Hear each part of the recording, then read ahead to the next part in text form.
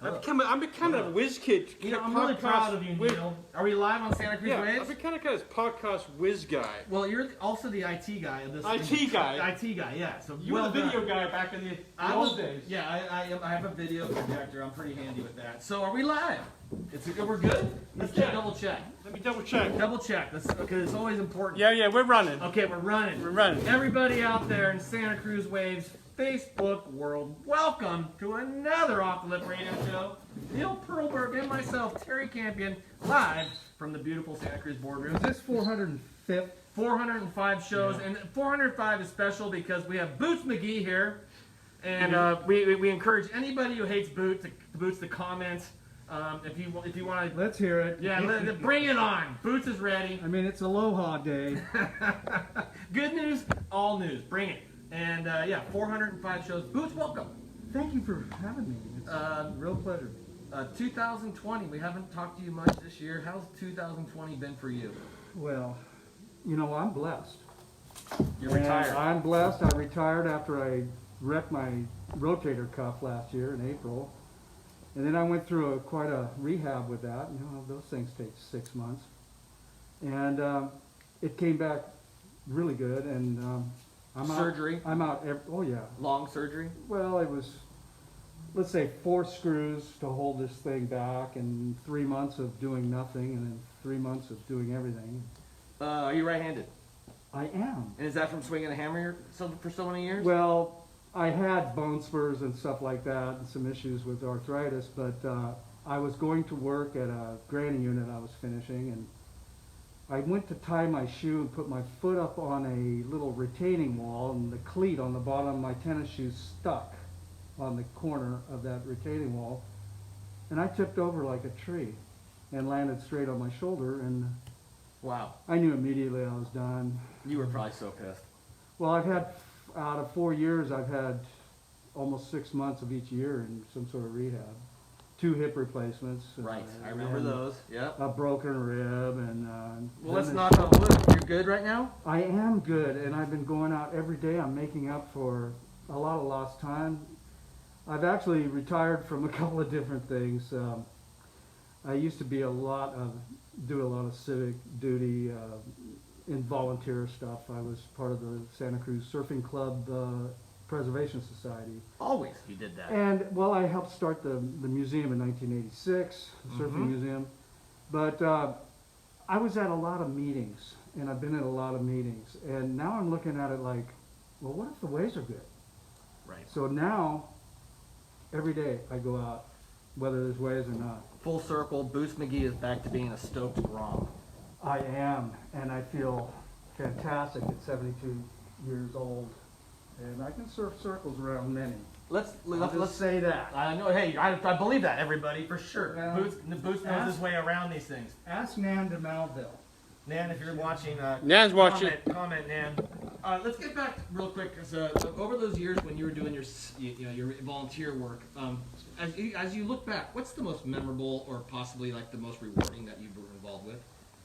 Well, probably right away would be number one. It was A long time you were involved with that. I was the main photographer for 10 years and met some incredible people, both volunteers, parents, and the kids, of course, the kids that were challenged in multiple ways. And some of the volunteers, you know, in my photographs, I would shoot the kids, yeah, and I would shoot the volunteers and see their stoke, and then the parents who didn't realize that their kid could do something like go surfing. Mm-hmm. So it was real memorable. A lot of times I got back into the computer, put it on the photos, and because when you're shooting, you're kind of on, Right. and then you see the stuff and you go, oh. Well, I went to a ride wave once, and it's very emotional. Like you said, there's parents who are emotional. There's these kids who are emotional from experiencing the ocean for the first time. The volunteers are emotional from the reaction of the kids. That sometimes you take surfing for granted, or the ability to just walk in the ocean at any given time. And wow, what an amazing event that when I witnessed firsthand the reaction of these kids. Well, it was heartache too, because some of the kids had cancer and they didn't make it the next year's camps. Mm. And so we always had a little ceremony where a kid isn't there next year, like through Jacob's Heart and some of the other organizations that handle some pretty dire Yeah, sad diseases. Yeah, but I mean, they were just as stoked. The kids, the volunteers, and one of the volunteers that was there for, I don't know, more than a decade, maybe 12 years. It was Dave King. Of course. 2020, here we Yeah. go, Dave King. Losing him was really hard. Well, you were super close with Dave King. I know that. I didn't see him. I didn't see eye to eye with him because he was 6'7". But You were like the odd couple. we were. And there's a couple other guys, Greg Brome. And we all kind of look up and wow, that guy's a big guy, but he was big in many ways. So I took a kind of an emotional dive when he went, because it just seems to me like this year the wrong people are going. Yeah. And I lost another guy just after Dave died, my friend Nick Basica, and he was a giver. He was the one who gave me and my sister round-trip tickets to New Orleans when Katrina went down, and my sister was in New Orleans and lost everything, and he said, well, I don't know what I can do, and then he calls me the next day, here's 2 round-trip tickets, first class. Wow. But he did that with so many people, so it irks me that the wrong people are dying, Well, Dave King, I mean, he was Adonis. The Yeah. the guy you don't think's ever going to fall over. Yeah. And it brought me back to reality that you really should appreciate while you're here, because any of us could fall over at any time, and it doesn't matter how strong you are. Mm-hmm. He seemed like the healthiest person alive. I thought he'd be 100 years old. Right. Well, he had both knees replaced at the same time. Right. He didn't want to dilly-dally with another 4 or 5 months with the other one. So he was just an inspiration, and I tend to gravitate towards inspirational folks like you guys. Well, we're stoked you're here to Yeah. talk about this stuff. Like I said, Dave King, a pillar of the community. The paddle out was a very emotional day. I saw you there. Hundreds of people there. You had your camera. I'm sure I you got some good had my little photos. water camera, but I also got my good friend Tim McTighe to do his drone. Yes, I shots saw of it, Tim and with the drone. Those were outstanding. And whenever you do something like that for the family, they just it's a healing process when you see the community come together. Like with Nick the other day, we didn't have a drone thing, but we also had, it was a really intimate thing around the Chardonnay, and a lot of the family was there, and I caught some really nice stuff with my little water camera, and when they saw it, they couldn't believe, I bet they because they were looking at the group that were in front of them, and I was chosen to be given this environmentally safe little platter that they make, where you can put the ashes and you can put up flowers and things like that, and you set it adrift, and then within 20 seconds it dissolves and leaves the flowers. Wow. And so I got some really great shots of that, Neat. with the Chardonnay in the background, with the family on the stern, and all holding each other. So they were quite stoked, and so was I. Well, at Jack O'Neill's paddle out, to this day, I think you got probably the best photo of your aerial photography that day. Yeah, and I usually don't say stuff like that, but yes, I have some incredible shots of that Amazing. aerial. I was at 1,500 feet. There was an airplane at 100 feet, which was against FAA regs. Right.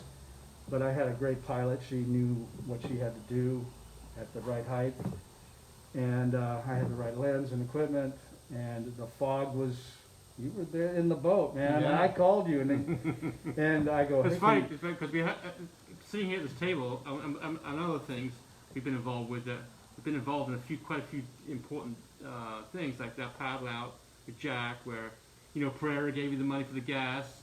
That's right. I was on the boat. That's Pereira right. was on the boat. Pereira was on the Pereira was on the boat. Pereira was on the yeah, boat. Pereira was on the boat. And you called me. I go, dude, I can't see a fucking thing. It was fogged. It was fogged in. Yeah. Yeah. Well, you know what our pilot did, Obi, Kathy looked at the temperature and the dew point. And as soon as they started to separate, she goes, "We gotta go." We flew up Highway 1, turned left on 41st, hit a fog bank, banked around the lighthouse, came in, and the fog just pulled.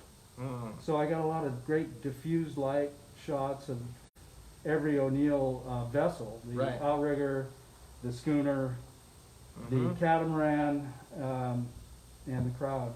Well, one thing about that day, besides the enormous crowd and the respect given to Jack O'Neill that he's earned, but your kelp photos that day were The one with the fantastic. outrigger Yes. going over. Well, the winter before was a real healthy runoff year, so the kelp was really healthy.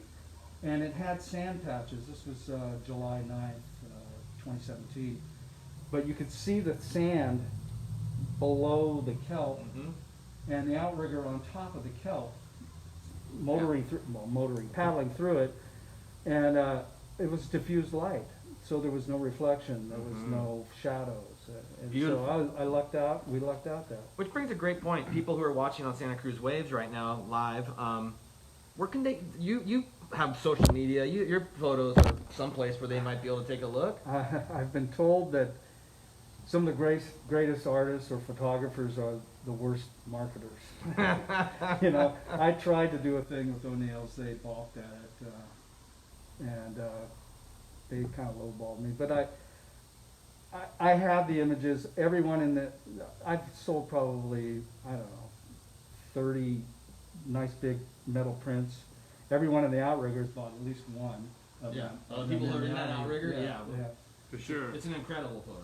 It really Well, is. thanks. That was a highlight of my career. That was a hell of a day. Yeah, it was. Well, that shark You jump. had a in. shark Yeah, jump that was the day Yeah. we saw the great Yeah. white jump out, and we laughed because we were like, "Oh, there's Jack! You know, he's back." The vengeance. I think that shark had one eye.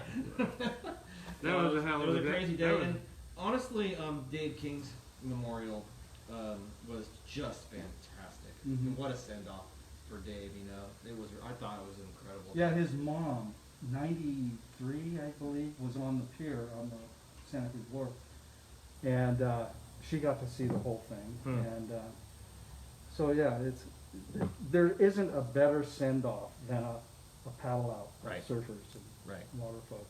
Well, and I loved how there was so many outriggers and so many Yeah, crap. paddle boards and surfboards and Yeah. swimmers and boogie boards. You know, it just goes to show you what a man Dave King was. And I'm sure that his mom was so And proud. then we got to go to the proclamation. And we got to go to City Hall and sit, you know, Well- at that. There's a kudo coming your way. You wrote that thing. Yeah. And The it was a proclamation? beautiful- Yeah. Beautiful product. Thank you. But anyway, that whole thing, we got there in the council chambers and sat there where they read the proclamation. It was pretty cool. Yeah. It's pretty cool. it was Just a him good and I, send-off. and the missus. Yeah. Yeah, she was there. It was very cool. Well, that's pretty neat. And who was responsible for making that proclamation happen? Well, there was one done by the county, and there was one done for the city. Okay. So, but they used the same proclamation, except at the end they just Yeah. switched. They just changed it from Santa Cruz County to Santa City of Santa Cruz. Was John Leopold involved in that? Yeah, Okay. yeah. Gotcha. John Leopold was involved in that. Yeah. So you're back. You're in the water. A lot. How the waves been? Well, we had a great swell July 4th and 5th. Unbelievable. That was the last swell. We the surfed south together swell. that day. We did. Mm-hmm. What did I say every time you took off? Don't fuck it up. Exactly. How'd it go? But I'm not gonna ask you. Well, believe me, I watched to make sure that he either did or didn't. Yeah. But it's been flat since then. But I still go out because my stand-up paddling keeps me as fit as shit. Right. Yeah. You know. And you paddle with your wife? I do. The bummer is she can't get to Maui where she really loves to paddle and surf little waves. We've been married, Carmen and I have been married 46 years. You think she's watching? I think she is. Okay. 46 years, 40 of them she had no interest in any water sport. Yeah. She had one lesson in Maui and she can't be stopped. Wow. She's got a Jimmy Lewis over in Maui. And she does quite well, although... I remember when I had that concession over at Lake Vasona. You came out with like Yeah. a whole bunch of your family. I had my sister there, Yeah. my brother, yeah. Yeah, remember that. Yeah. And what are you riding on for your stuff right now? What do you got? I have an L41, and Kirk McGhee developed an LB, a longboard. I've always been a longboarder, and I wanted to ride, if I was going to ride stand-up paddling boards, I was going to ride a sup board that mimicked longboarding, which means it had to ride the nose, Mm-hmm. it had to carve bottom turns. I don't like forefins or quads because they're too squirty for me. And so I think he developed this LB that has been, he sold quite a few of this model. It's stable as hell. It carves really great turns. It rides on the high line, down the line. And yeah, I got a paddle, and I got it. I use it as a crutch. I pivot off of it. You drop in on people. Yeah, but you know what? I usually have a Nemo, camera. when you throw him under the bus You right now? shit dropped it on me. He dropped it on you? It's me, so it's okay. That's a I'm hall just pass. gonna turn No, it appeared like you might have been, What? fucking off or something. Could have. You were fucking it up. Yeah. Anyway, I try to be an ambassador out there. There's a lot of coots and a lot of newbies and a lot of people that have never really known the lineup and the rotation of it, and they don't understand their effect on the lineup. Right. If you can catch every wave and start doing that, everybody around you is going to frown on Especially in this town. you. You know what's funny is me paddling by a crowd and still they frown at you because, well, it's. I'm not going to say that it's like drinking from the wrong water fountain or going to the wrong thing, but they profile. Mm-hmm. And in fact, a couple years ago, I got physically attacked at the hook by a fellow that took offense to me paddling into a 2-foot wave that nobody was going for. And he actually flipped the board over, and was railing at me for like 5-10 minutes, holding my leash, and said, "If you don't get out of here, get the fuck out, don't ever come back here again." I'm going, dude, I didn't say, "Do you know who you're talking to?" Oh, but it's McGhee, buddy. I didn't say that. I said, "You don't know me." And then I got a 2-foot wave and rode it. And See you later. he never talked to me later. Have you Although seen him in the water since? I have not. He claimed that second bowl hook was reserved for us retired folks. Well, I'm probably 20 years older than him. You know what I'm saying?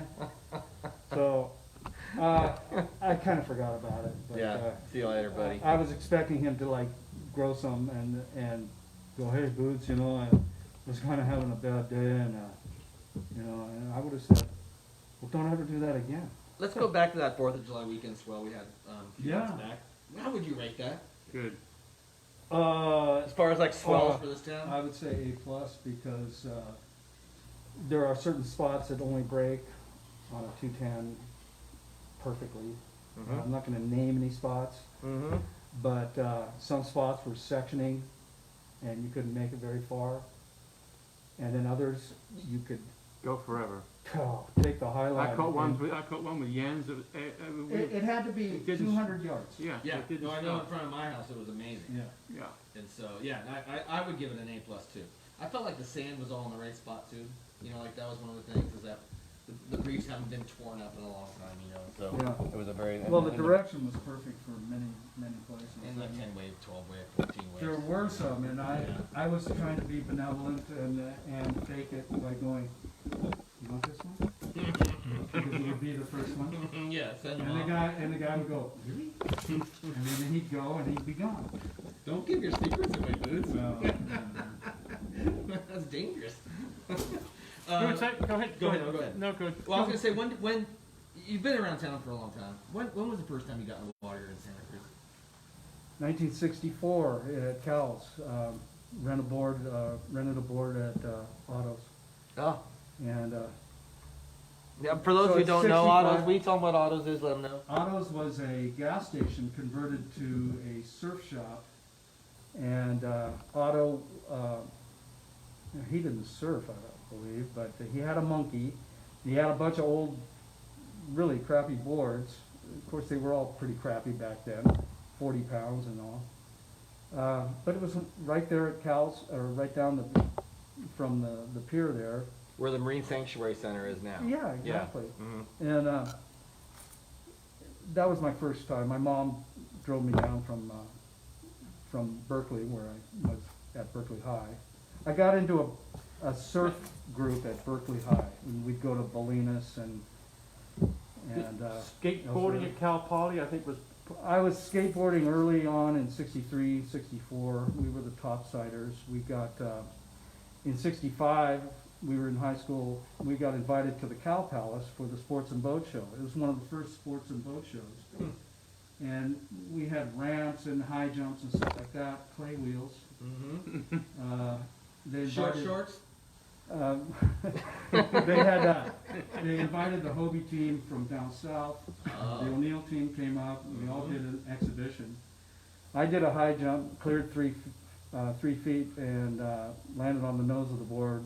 Knee collapsed and blew out my knee. Back then, when you tore your cartilage, they took it all out. So I was bone on bone for 38 years. Oh, that sounds fun. But it was my front leg.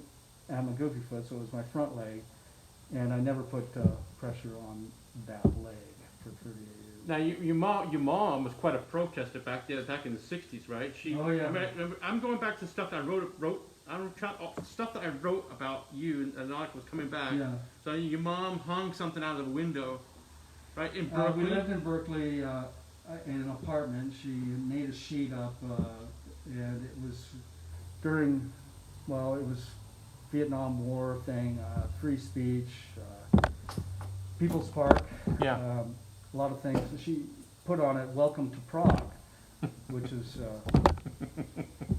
but she was always bold. And it was, I'm blessed to have the genes that I have. I think I got the ability to be compassionate from my mom.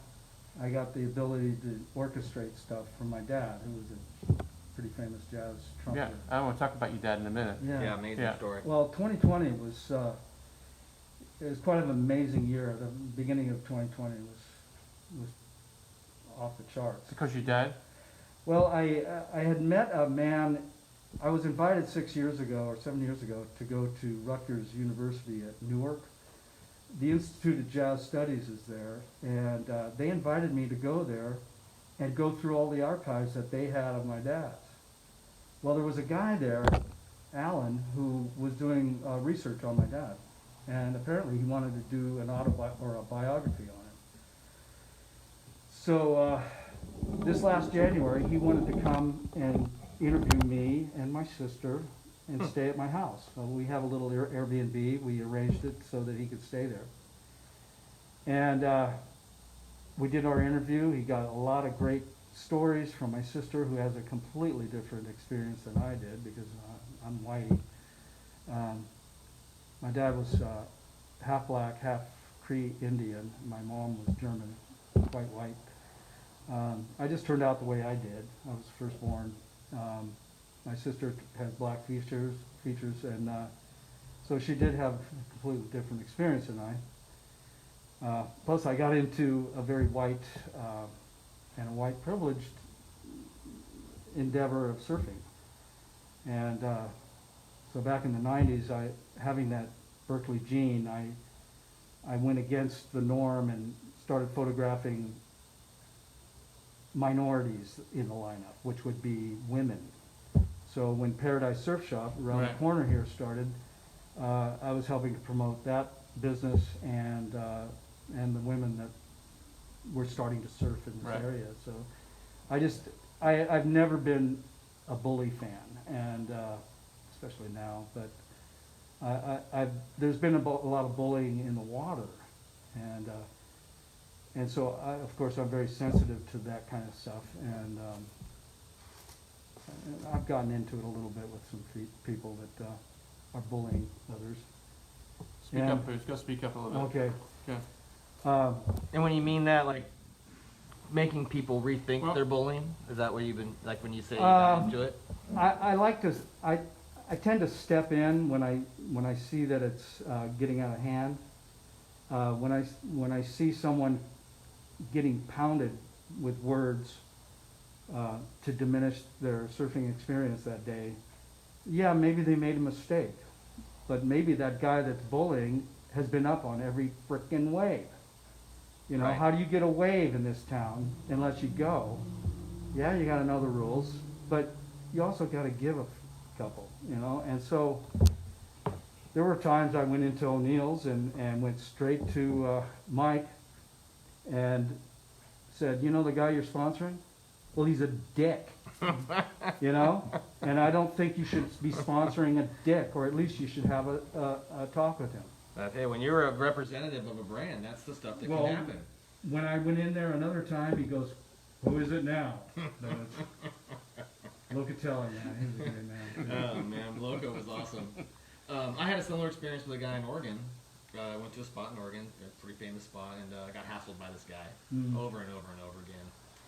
And lo and behold, he showed up at Pleasure Point about 6 months later, riding the same surfboard and wetsuit. And I've told this story before. All my friends were out there, and I was like, "Hey guys, hold everything. I want to tell you about this guy." And then people are like, "Let's kill him!" You know, and I got everybody all fired up. And then I calmed down the animals, and I told the guy, "If you want to travel, you can't treat people like that at your home spot, or else be prepared to get it at the spot you travel to." Sure. And I think some of the people forget that. You maybe call it aloha, you know, but they forget that. Well, the last 6-7 months has changed surfing forever. Probably more than the last 50 years, with everybody being able to have time on their hands. People are moving here. Everybody surfs now. It's very cool. I agree. I've never seen A it lot more of kids are crowded. not going to school, and now they're in the lineup at the best times. So to me, instead of bitching about it, and it can be a bitch, but I have a strategy. I do strategy. I give waves, and then I take waves. And down at our little spot down the road here, there's a lot of females surfing now, and they're quite good, but they have the same stoke that you're supposed to have. But one thing, we love it, right? You love it, he loves it. So why the other person, the young kid or someone over the hill, they're entitled to love it too. So as much as it annoys me to see 50 people in the lineup, I can't blame them for being in the lineup because they're doing something that I enjoy, and they're getting the same enjoyment I am. There's just so many resources. There's so many opportunities, you know, and there's a lot of surf schools now, and so that's another. Once you catch a wave, what are you? You're sitting on top of the world, right? Oh, you're on fire. That's what the song says. So I don't see anybody quitting anytime soon. I hear Costco's run out of wave storms, and Jerry Lopez has his brand. It's just going to evolve, and I have to evolve with it. Right. And I'm getting more waves than I ever did because of the vehicle I choose and how I socialize the lineup. Well, and it's almost come to a thing in the lineup that if you can't beat them, join them if you want to catch waves. You know what I mean? It's kind of because at the spots, some of the spots, you can't. Luckily surfboards are thick and fat now, and then the previous 20 years of surfboard design, Yeah. and so it's easier for everybody to catch waves. It made everybody, I think, on a little more even playing field. But I remember growing up and just hating longboarders. I got longboards. Was that now. you? Yeah, I was that guy. But I have that's just how life is, you know. Yeah. I got to a point where I saw all these guys catching all these waves, and I was like, you know what? And I got boards with rocker and edge and multiple fins, and they were thin, and I could turn them, and it was a wonderful experience. I evolved because having a knee replacement, 2 hip replacements, and a shoulder, I was getting to my feet a second late. In 2015, I tried prone paddling into waves at the beaches, which is hard, and invariably I was going over the falls. CTC, I remember him surfing with him when he was surfing, and he hated me. Did I? Yeah. you hated me because I wrote a fucking stand-up paddle. Was that you? Yeah, it was me. That was very beginning. He was like one of the, No, he was you the were- first guy. Yeah. You were writing it not very well, and that's why. So he was Yeah. fucking up? But then I see him on one, I'm like, oh yeah. Okay, back to this? Yeah. Well, I wasn't gonna go in the lineup. I No, was you doing didn't it go for to the my line. You didn't go to the fitness and line. all You didn't that. go to the lineup for a long time. No, I remember when you started. years. You were so stoked on it, but yeah, you didn't surf the waves. You were just paddling around. Well, there's a ladder that you have to climb. First of all, there's a lot of ability and balance and technique and the cadence of your paddle and all of that. But also there's a kook time that you have to go through again. And then there's ridicule that you're getting from your friends. Oh, I took plenty of that. Oh yeah, and you know what? I'm surfing just so well right now because I got the board, and I used to surf really well anyway, but I've adapted to the technique of stand-up paddle. But I don't want to promote stand-up paddling. Good. I want to assist people that have physical problems and are not having fun out there and can maybe have some fun elsewhere doing Right. other things. Well, you know, I went to Bend, Oregon, and on the river, There must have been 100 people paddling up and down the river. I mean, it's just it's the stoke of just being on the water and on a board. Well, and paddling. being with my wife out there, Right. it's like having a kid and a girlfriend at the same time after 46 years. right. So I'm pretty stoked, I'm pretty My blessed. that doctor way. the other day, physical. She goes, "You still paddleboarding?" I go, "Yeah, paddleboarding one stage." She goes, "Keep paddleboarding. Yeah. Keep paddleboarding. Keep and ride Well- electric skateboard." She goes, "Keep riding electric skateboard because the balance is something that you need to have. You need to work." When to you're keep- 72 and stuff like Yeah. that, and here I tipped over tying my shoe, right? I should have, well, my foot was caught, but I'm able to go upstairs like a mad dog and not have it affect me. And, Mhm. so it's helped my fitness and my brain too. You still taking photos? I do. I'd rather be out there in the water now. If it's epic, I will shoot. I have a pretty good library that Facebook is just, it's perfect for a guy like me because I've shot so many people over the years. Mm-hmm. Oh, it's their birthday. Put their name in, pops up, Yeah. on Google Photos, and I give them a happy birthday that way, that kind of a thing. And it might have been the best shot of their life, Right. at the time. Well, I follow you on social Media and some of the photos that you've taken specifically that I am just like always in awe of are the cement ship. You have known over the years you like taking photos of the cement Yeah. ship. And there's some that have just been fantastic. Well, everybody takes pictures of the cement ship. Well, it's And iconic. I used to go out to the end in the 60s, out to the bow, and we used to rappel down the side, go along this little rim, cross the rebar, Mm-hmm. and smoke weed out in the cabins out in the end there. Were you hiding out there? It was just something you could hear it. You could hear the blowhole blow and all of that stuff. So I have a great love for that structure, but at the same time, I also have great lenses that capture stuff that many people can't, and I have really good timing. Well, You know. some of those pictures are amazing. Yeah, and I love how it's now it reminds me of a Star Wars ship, the way the bow bent Mhm. over and fell over. But if you haven't seen it in a while on Facebook, Well, one of my there's- favorite shots of the ship was last year. There was a blowhole, right? It was a big storm, and this whoosh up, and it looks like a fist. Hmm. It's an actual fist, and so that was my social statement that day. And I used it again the other day because I'm pissed. Well, I I want mean, to talk about. yeah, Can I go talk ahead. about? I want to talk about social statement. I want to talk about your dad and your mom. Yeah. Because your dad was. I'm gonna say your dad was black, and your mom was white, and then here is this black man who married a German girl right after the war. I mean, they must have. Well, I mean, how things are still the same today as they were back then, as far as you know what I'm saying, as far as the racial inequalities. yeah, is people concerned. are still pretty bold and spout off. My mom was an Arthur Murray dancer in L.A. Right. Right. My dad did a USO show, and this was 1946. And your dad played the trumpet. Jazz trumpet. Right. And With had his own whom? bands. With who? Well, everybody you could name, Right. including Charlie Parker, Teddy Edwards, just a phenomenal amount of big names.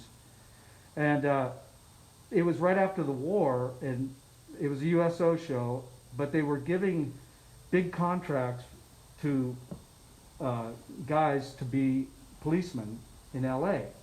Well, these people came from the South. These guys came from the South to be policemen in LA. Well, they'd never seen mixed couples before, they did, and it didn't last long. And so my dad and mom got beat up a couple times, ridiculed. They lost a club. They planted drugs in their home. A lot of different things made them leave LA, drive across country, taking turns in the back seat when they pulled into town so that they wouldn't be recognized. Got to New York, and I think you told me they were covered. They would go under a blanket. So they wouldn't be hid seen. under the back seat blanket there so they wouldn't be noticed. It was a ridiculous time, but and there's been some movies made that are very similar to that experience. I think I have a hell of a movie in me. Yep. I've written it's a manuscript, I guess, or a journal. And it's kind of a mini memoir. And I titled it White Woman, Black Jazz. And I had a woman who I sent this to, and she was connected with studios. And she wrote a treatment. A treatment is what you give to the studios to see if they want to pursue it and fund it. Well, she got a bad cancer. Her husband left her in the middle of this cancer, and she never really was able to promote this thing. But something so weird happened. We were talking about 2020. Let's get back to 2020 here. Alan, the fellow that I met at Rutgers, he was at my house. We did this thing, and he said, well, in July, we're putting on a concert, and it's going to be filmed with 5 different camera angles. Terrell Stafford is going to be the lead trumpeter with a band. And in between each song that my father wrote, he was going to read from his manuscript, his biography. Wow. We were all invited. Okay, so COVID happened and that ended. So after he left, end of January, my sister calls me up in Oakland. She goes, yeah, I had this couple come to my door. And there was a short woman named Carmen. My wife is Carmelita. And there's this tall black man, light-skinned black man. And this woman, who's married to this light-skinned black man, said to my sister, Drew, this is your son you gave up 51 years ago for adoption. Wow. All of a sudden, I've got a nephew. She's got another son. Didn't know, there was no contact. Mm-hmm. I went up and met him before the shutdown. They have a cat named Boots. Wow. He's in construction. I mean, there's a lot of parallel stuff. He knew nothing of his background. As a cat named Boots.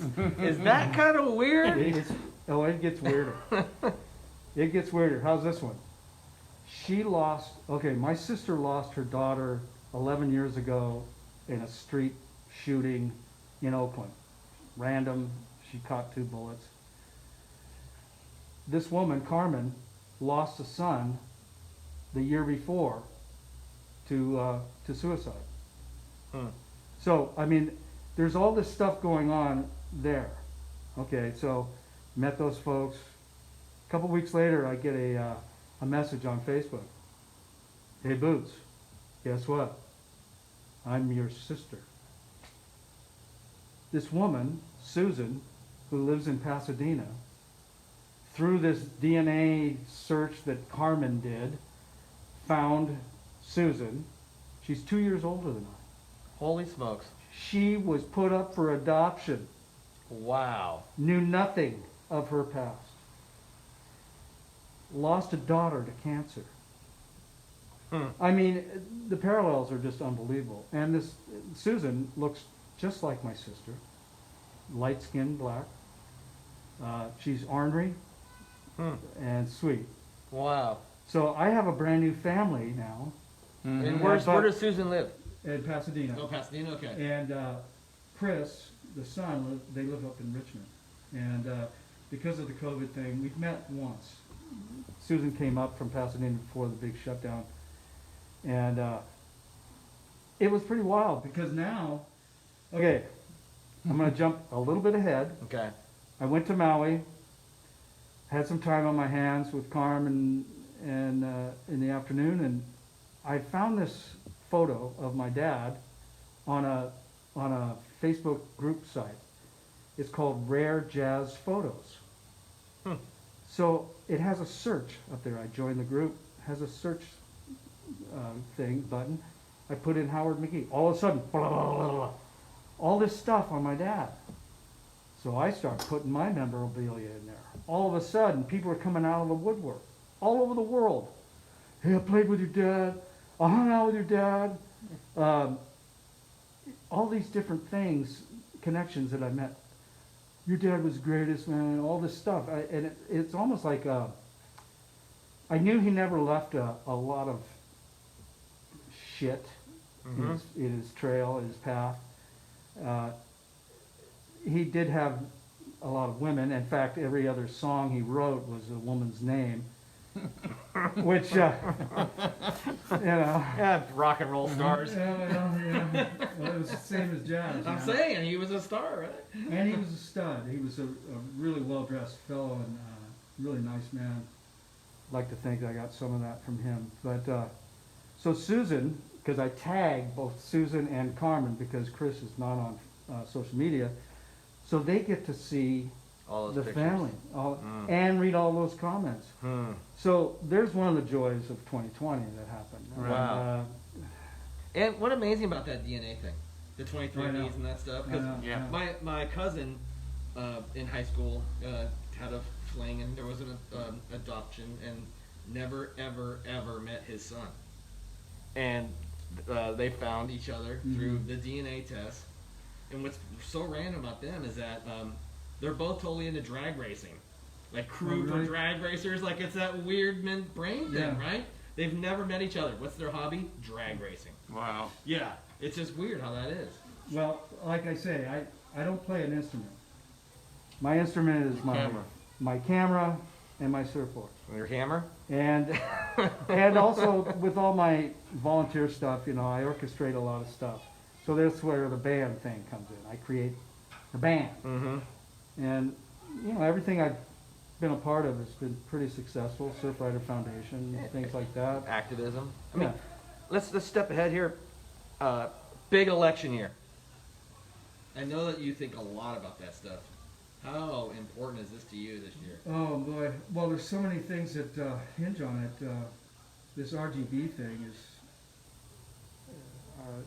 there's a lot of hypocrisy going on and has been. I've never been a bully fan, okay? So here comes this guy who's the biggest big bully that you can have, and all these toads are following him. Then you have all these social media friends that I have that still believe in that guy. So I'm, you know, there's a couple I've said later. How do you argue about something? You know, that's like saying there's people good on both sides. Well, okay, Nazis' lives don't matter to me. You know, Confederate lives, they don't mean shit to me. And there's reasons for it. Now, I'm passionate because I have a past that, you know, he wants to change the whole educational system. Well, people don't even know about Tulsa in 1921, where they bombed the shit out of a black neighborhood. People don't know about that stuff. Don't you think that's an American history story that should be? Yeah. And, you know. So you're gonna vote? Come on. Of course. Yeah. Of course I'm Are going you to. mailing your ballot? What are you getting? We're going to go in and drop it off at the ballot thing. I'm not sure what we're going to do, but we're not going to let it go. Of course not. I'm just hoping people, if they sit on their hands, America deserves what it gets then. I think people are going to vote. I think it's just so. We talk about voting, months before. In the past, you talk about voting the week before. Now I think it's become it's. Oh, they're voting right now. Yeah, they're We're voting right already now. voting. Yeah, Yeah. but there's people blocking the ballots. Oh, there's people trying, for sure. Absolutely. The booths. And Yeah. I don't know where the National Guard is there, or the police to hose those people away. Right. Because Right. that's a constitutional right there. I feel historically, because we're not Not going to have our president forever. I know he'd love to be, but he can't. And there's going to be a time where historians are going to look back, and I think investigators will look back, and it's not going to be pretty. in my opinion. Well, he has to lose by a humiliating amount. And he could still win. That's the electoral college thing Yeah. that has to be gone because, well, it was put in there by, it was a slave thing. And there's people that said, no, it wasn't, well, it was. And to have the southern states have representation, and, well, we're over all that now. Yeah. And, but we're not over the racism, that's for sure. I feel the Electoral electoral thing is not relevant in this modern time of the internet. Like it should just be of whoever wins the votes. That's my theory. Right.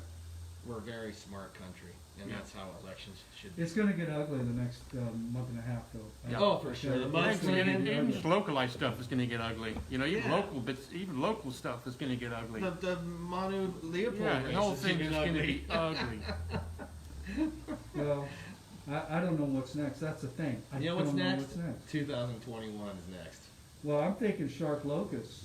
But, and so I'm not surprised when it does happen, Can you imagine? The next thing, we've got great whites landing in our front yard. Have you seen any great whites paddling around? 2 years ago at Rio, Mhm. one circled me, and there was a surfer on a shortboard right next to me, maybe 6 feet away from me. We're talking, and I followed it around me, and I go, "Hey, dude, we got a buddy right below us." Because he can't see. I'm up above. I can see right down. And then he went around again, and he went off, and he believed me. I haven't seen any of the. I haven't been to the beaches much because of that. That, and I don't like taking the poundings that you take usually at the beaches. Yeah, with close out stand-up- special. Stand-up paddleboard. Yeah. Well, we had Chris from Specialized Helicopters on the show, and he said normally 2 visits is not a good thing.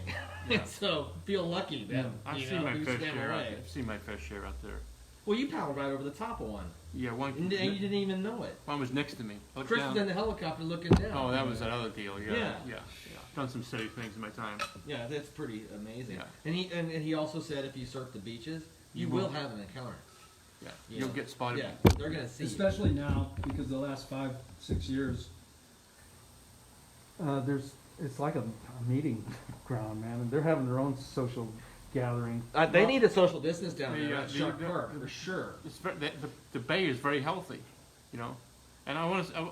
Speaking of that, I want to say congratulations to Catherine Bree. Catherine Bree. What a Holy stud! cow. I'm just gonna say. 12 hours and 46 minutes. And my friend Kim Rutherford, Kim, right? She's been on the show. right. She was on the boat and she texted me all night long. I wake up to text. Well, let's clap for Kim too, because I've done that. Go across on a boat.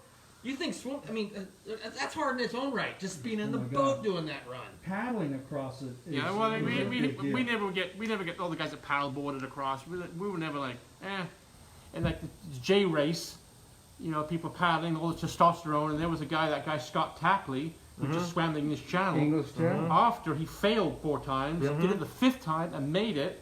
He's going to come on the show in a couple next Nice. week. My brother-in-law did it. Double He English Channel. swam the J race. Wow. Those athletes are remarkable. And what Kim did, she swam it backwards, which was against the current. She went from Monterey to Santa Cruz, Wow, which yeah. took her twice as long, 27 hours. And is this still no Male has made One that man. swim? One man Yeah, has. one Okay, man has, and now she's the 5th woman. Wow. Well, what's interesting is 2 years ago, a very famous photojournalist got a hold of me through a fellow in San Jose, the Mercury. And he said he wanted to come out. He's a really famous guy. He's shot all the Olympics. He's shot in Vietnam. And he took on a new project. And the project was photographing senior athletes. So he's going around the country. Well, he got a hold of me, and he wanted me to assemble Santa Cruz water enthusiasts. Mm-hmm. So I ended up being not only the casting agent, location manager, Thought you were retired. but also I was a model in one of his pictures. And so I gathered all my friends in the outrigger canoe group, and Kim and the swimmers, the ocean swimmers, stand-up paddlers, surfers, of course. But we all had to be well over, 60-something, and some of us were up in our 70s. And one of the guys that he focused on was Dave King, because of his height, his Stature. his body. And then there's a picture that he took of 6'7" Dave King, 5'4" me, and Greg Brome at 5'3". Black and white photo? Yeah. Well, that's what he shoots, is black and white. And the show, the gallery that he was putting on was at the Ringling Museum in Florida, on the west coast of Florida. And you think of the circus, but this thing looks like the Smithsonian, the Ringling Museum. Look that one up. And so he had, I don't know how many, 30 images of 90-year-old hockey players. And women, older women basketball teams, and runners, and then there were some water enthusiasts. And the one he chose was the one of Dave King, me, and Greg. And a month after he shot that photograph, Dave King had a stroke. And that shook up Dave. Dave Burnett is the photographer. He's going, how's that possible? Yeah. He was the epitome of fit at 6'7", at 67 years of age, with no history of this kind of stuff. And anyway, that was a proud moment for all of us. He gave me permission to make copies of that particular image, and I gave one to Dave when he was in rehab. It's on my wall. It's on Greg's wall. That's That's amazing. a Yeah. good pic. That's a great photo. Yeah, it is. Yeah, it's a good photo.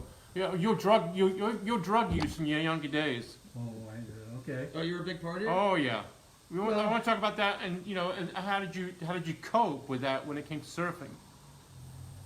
Well, I never did heroin because my dad did heroin. And I didn't want to sleep. I wanted to go fast, so I did speed.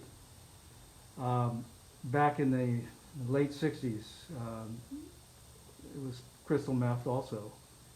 And I got stupid.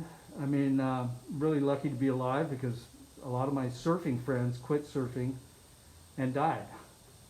I didn't quit surfing, but I was taking some pretty heavy drugs. What was your last day taking your drug? Speed was a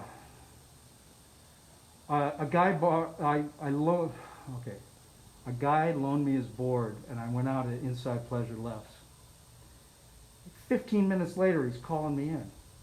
Well, I'm high as a kite, grinding my teeth. I come in, I go, what the fuck, man? I just got out here. He goes, well, I wanted my board, and well, I started to fight him. In fact, in front of O'Neill's house, I'm on top of him. He's on the pavement. I'm up above him, and I got my fist raised, and I'm going to pummel him. And then I had an out-of-body experience, and I'm standing quite a ways away, and I'm looking at this scene, and I said, "Whoa, that's it. That's the last time I did, that kind of I drug." remember you telling me that story. I remember that. Yeah, lucky. You know, Yeah. that's why I say I'm pretty blessed. Right. You and TC, but he's a seasoned veteran, so He is. He does. he's seasoned. So you may wanna- Self-admitted. You may want to ask him our question. And being you've been on the show, I'm sure we've asked you this before, but for our listeners today, we like to ask our seasoned guests, what decade was their favorite and why?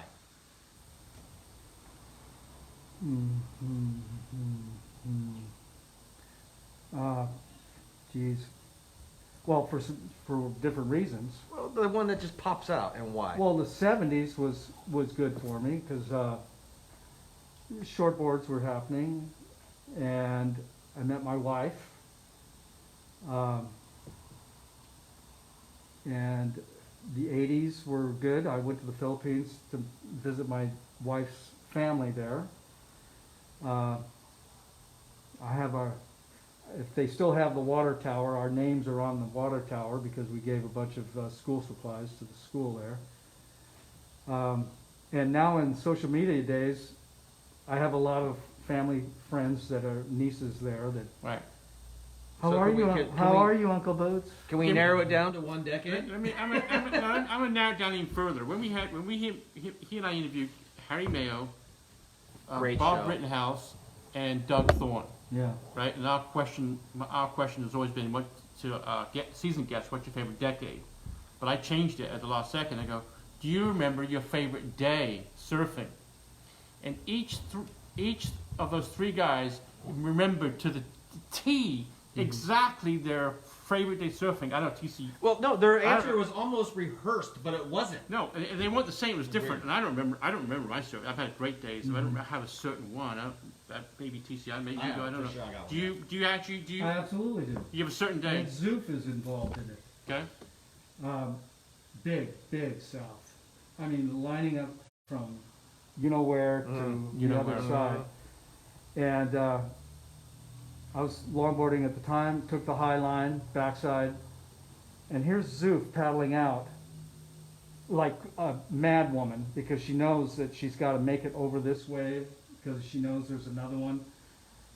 But the line was my line. For me to make the wave, I had to go through Zoof. And her eyes, you know, her big puffy hair was behind her in the wind. And I took the high line, I'm looking at her, I'm looking at the way I look back, forth, and I scooted right by her. She lifted her legs up as I went by. And we talked about that for years. Because of her. What year is it? You remember what year that was? That was probably 95. he remembers the wave, Neil. Yeah, the wave. Yeah, the wave. Yeah, that's cool. Yeah. I miss Zoof too. Yeah, a lot of people will miss. Yeah. Well, and It goes back to why we do this show, Neil. That's right. You know, we Bring all, up these characters. yeah. We when we first sat down 504 shows ago, Yeah, whatever. Yeah. we said we wanted to do this to record the voices of all these people. because there's plenty of photos, Mhm. you know. But the stories, we It's true. wanted to save the stories. Well, that's part of history, Yeah. and you document it just like the museum that we've been doing and interviewing all these older folks that have surfed in the 30s. And the right? youngsters that we've lost youngsters, you know, Yeah. like that we've had on the show, and it's been, you know, I look back, Neil puts those memories up often on there, and Right. to see Vince Collier, Sean Barney Barron, Willie Morris. yeah, Willie Morris, these people that we've had on the show, like, you know, icons. Mhm. And you know, you think back, these people were in great shape. You know, it's so Marcel Soros's wife. yeah, it's really Yeah. You know, Yeah. I got a great story with Marcel. well, we're ready for it. Okay, this was back probably 80s, maybe early 90s. He was getting so many waves out at first peak. It was like, I was so pissed. I'm going, you can't take another one. Here I am on a longboard. I'm out there with him. And I go, well, screw this. I'm going. And I took off in front of him. And we braided that wave 4 times. And we actually put on a clinic of a shortboarder and a longboarder surfing the The same wave crossover together. cutbacks? Yeah. And every time I see Marcel, he brings it up. Wow. Oh, yeah. Remember that wave, man? I go, Yeah. yeah. I talked to him You today. remember? Did you? Yeah, he called me up. Certainly. He calls me today. The first thing he goes, Neil, we're pussies. I go, what? What? Why am I puss? We're all pussies. I go, why? Because that chick just swam the Monterey Bay. He goes, what? I'm bitching in yoga. He starts going off and off and off. Yeah, Right? yeah, yeah. We're pussies. I'm like, okay, myself. But I have on this phone, which maybe we'll play with dinner today. The ultimate. We had Marcel wanted to come on the show. I wouldn't let him because he wouldn't shut it. He said, "Be the Marcel show." Sorry. It is So we had a Marcel Soros roast. Excellent. So we had everyone come down the studio or call in and just roast his ass, right? Because you can't have a show with him. Cause just we might just pack up and go have a drink. Come back 2 hours later, he's still talking about himself. So, who told the story? It was somebody had it was stand-up paddler, your friend. Yeah. Point Rita guy. Worked at Freeline. Yeah, you know what I'm talking about. Larkin. Larkin. Yeah. Tim Larkin. Larkin. Don't get me started. Tim Larkin. This is a great story. I have it on here. I'll play it for you. But it's unbelievable. I got a good Marcel story, a quick one. Yeah. When the sewer block was there, Yeah. everybody used to put their bikes there and paddle out. And so I wasn't even living here. I was at my friend's house and I rode their bike down there. And some of the kids that were like now my friends these days, but they were mad because I was like parking my bike in the sewer block. They didn't recognize me, so they thought they threw my bike off into the water. Oh, yeah. It wasn't my bike. It was somebody else's. I came in and got on my bike and pedaled away. It was awesome. Yeah. Was it Marcel's? It was Marcel and like Ward Bowers and some of the boys from the Point, you know, because it was like a little rougher back then, and that was like 1980. That's funny. And yeah, it was or 79 or something. It was a long time ago, but good story about Marcel. Thanks for coming on the show, buddy. My pleasure. Let's do it again in a couple, 3 years. Yep. Let's get 2020 out of the way, Boots. Yeah. And I know you're gonna have a great 2021. I feel good. I'm really blessed with my health and my rehab. It worked out for me. I wanted to, before we leave, I wanted to To ask you something. You have traveled extensively in Baja. Yeah. Any plans to go back to Baja? I will fly to our friend Ralph and Mary's house maybe, but on the East Cape. But I'm probably not going to drive again because 10 years ago I ate at a restaurant with the group that we were with, and we all had kind of the same thing, shrimp and stuff. Well, I went into an anaphylactic shock that evening, and I turned an unbelievable color of blue. I was blown up. I was on the way out, and we were way outside of town. Luckily, I had my friend Lanny Hedrick there, Mary. Nurse Lanny. Nurse Lanny. He saw what was happening. He went to his bag, pulled out a EpiPen, which was expired, that was given to him by Brandon Brown. You know, Randy Brown's Randy kid. Brown's kid. It was expired. And he hit me in the thigh so hard I sat up like Uma Thurman. in A Pulp Fiction. rusty tip on the needle. And he basically saved my life. And so it's rough down there right now. And I did take my wife once in 2005, and it was rough camping. Wanted to show her, you know, why I go there. Yeah. Well, you were quite the explorer in your younger years. I got to give it to you, because I know you went there extensively. I never went to Bali. I never had money to do all that. I drive. Plus, you worked your ass off. I did. Yeah. But I'm done with construction now, except I do handyman stuff for neighborhood women and people that need me that way. Well, great having you on the show. Thank you for Boots. having me. Yeah, thanks for coming. I know, Neil, you want to give a shout out to I'm going to our give a shout out to a folks? few people. Let's get I'd like it to done. welcome Stephanie Lutz from EX3 a few years up from the boardroom. Steph's vast experience about sales and marketing and community comes from being president of Santa Cruz Magazine. Steph's now sponsoring the show. Wow, she opened an office right up the street. Yep, up with Locatelli and Right there. Diego. Right on. She's smart, she's forward thinking, and you could not have any more better in your corner, whether you're wanting to buy or sell a home. Call her at 831-345-8755 or DM her at Steph Lutz Realtor on Instagram. our friend, your friend, Boots, Surf City Sandwich, Big. still sponsors the show. For the menu, go to surfcitysandwich.com. Want to thank Merge 4 Socks, the most fun and comfortable socks you can put on your feet, and available here at the Boardroom. I got him on. You got him on? Got them on, bro. I got him on. Let's give it a review. thought- yeah. I thought that was a tat. Got them on. Chill Out Cafe. Where they roll the Got fatties. a bunch of I have a bunch of live music coming up with John over there at Chill Out Cafe. Beach Nest Vacation Rentals. I want to compliment them for what they did during the fires when they postponed everyone's vacation because they rent Airbnbs, they rent homes. They postponed everyone's vacation. They gave them money back, and let all the people who needed to stay from the fire victims stay in the house in their houses. It was very, very cool. Congrats. Thank you, John. People's Coffee. I want to thank Curtis for simply the best coffee in town, right down the street on 17th Avenue. Pizza One and Aptos. No, I have not been going in there. 5 pounds The best overweight. pizza this side of Chicago, especially the Carlitos sausage. You know, I need to go in there and get one of those. Jamie Jansen from Santa Cruz Core Rehab. With so much to offer to achieve optimal health, please visit santacruzcore.com. I want to thank Numa. I did a little video. Did you see me Saw that, yeah, did you see the Numa. video? I made the Locomoco with Numa the other day. Numa's doing good. Aloha's doing good. I want to thank Numa for sponsoring the show. Listening Snack for your custom-made state-of-the-art Surface earplugs. Those are some badass plugs. I gotta go. Apparently, my doctor goes, Neil, it's closing up again. Oh. I Stay gotta go tuned. That's Surfer's ear. because you've been wiping out a lot and messing it up. Stay out of the water. Don't fuck it up, Boots. I want to thank fishing boaters and surfers. The Wave Clock is your nautical station for waves and tides, showing you the real-time ocean conditions. On sale at thewaveclock.com. The Kayak Connection. They just opened up a huge saw new that. wing. Yeah. Big Beautiful. wing at the Kayak Connection. They got a Big extension. Big extension. Great time to rent a kayak. Still summer. Still good weather at the Santa Cruz Harbor and Moss Landing. Rogue Pies.